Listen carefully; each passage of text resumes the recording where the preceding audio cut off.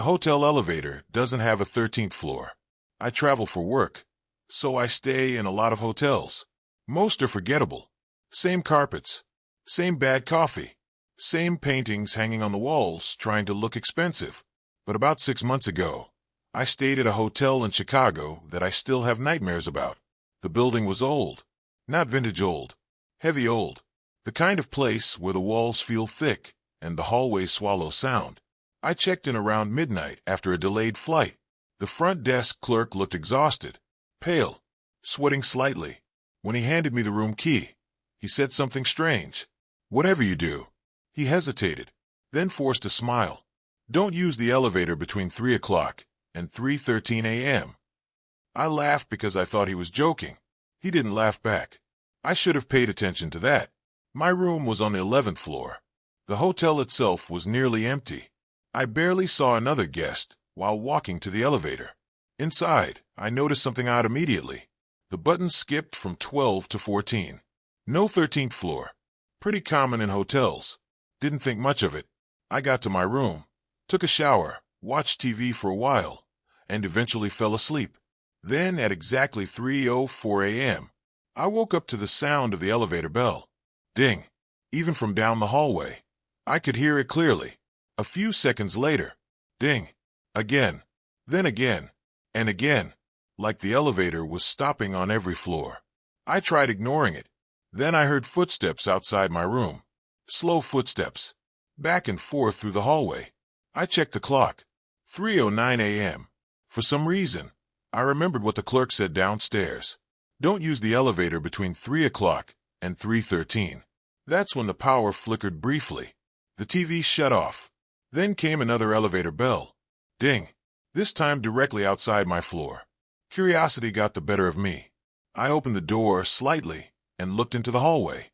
The elevator doors stood open at the far end. Nobody inside, but the hallway felt wrong somehow. Too quiet. Too still. Then I noticed something impossible. The floor indicator above the elevator read 13. I stared at it for several seconds trying to process what I was seeing. Because I knew this hotel didn't have a 13th floor. The lights overhead buzzed softly. Then a woman stepped out of the elevator. At first glance, she looked normal. Business clothes. Dark hair. Barefoot. But something about the way she moved made my stomach tighten. She walked too slowly. Too smoothly. Like she was gliding instead of stepping. Then she stopped in the middle of the hallway and turned toward my room. Even from that distance, I could tell her face was wrong. Her smile stretched far too wide, and her eyes, completely black, no whites at all. The woman tilted her head slightly, then spoke in a calm voice that echoed unnaturally through the hallway. "You're not supposed to see this floor." Every instinct in my body screamed at me to shut the door.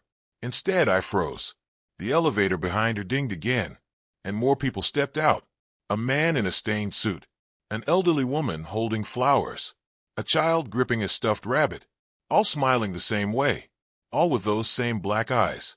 The woman pointed directly at me, and suddenly all of them started walking toward my room at the exact same time. I slammed the door shut immediately and locked it.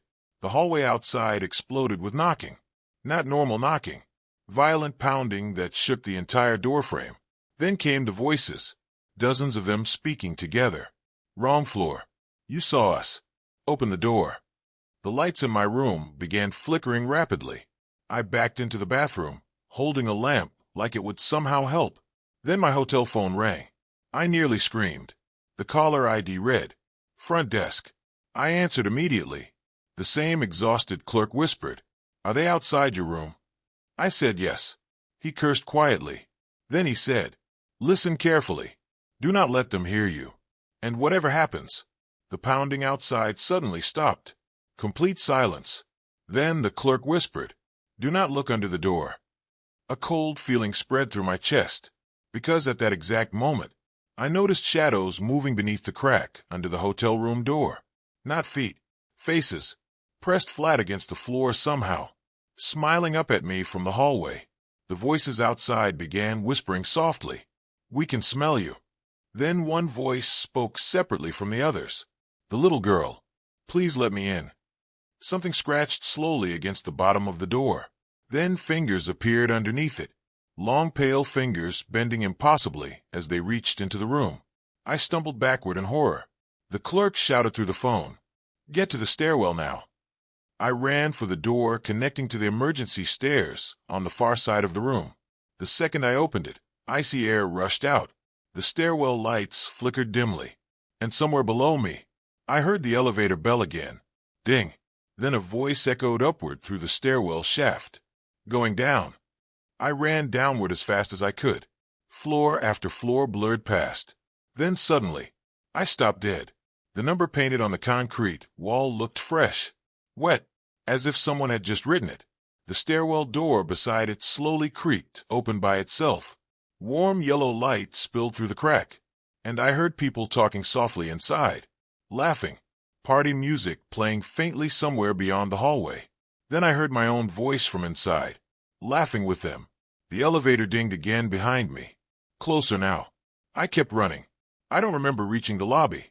I only remember bursting through the stairwell door and collapsing near the front desk, gasping for breath. The clerk locked the lobby doors immediately. Then he quietly asked, "Did they invite you onto the floor?" I nodded. The man looked genuinely terrified. Apparently, guests have reported seeing the 13th floor for decades. Most disappear after opening their hotel room doors. A few come back. Different. The next morning, I checked out before sunrise. But right before leaving, I looked at the elevator one last time. The buttons read normally. Number 13.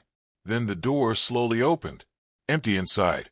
And before they closed again, the display flickered briefly. 13. And standing in the reflection of the elevator doors behind me was the little girl holding the rabbit.